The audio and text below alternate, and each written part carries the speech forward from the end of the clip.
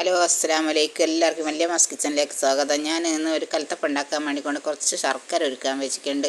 അതിന് ശേഷം തേങ്ങാക്കൊത്തും കടലപ്പരിപ്പും ചെറിയ ഉള്ളി എടുത്ത് വെച്ചിട്ടുണ്ട്. ഇനി നമുക്കൊരു 1.5 കപ്പ് വറുത്ത അരിപ്പൊടി എടുത്ത് വെച്ച് അതിലേക്ക് ശർക്കര കഞ്ച് പാർന്ന് കൊടുത്ത് നല്ല ചൂടോട് കൂടിയാണ് പാർന്ന് കൊടുത്ത് നല്ലോണം ഒന്ന് ഇളക്കി യോജിപ്പിച്ചെടുക്കണം.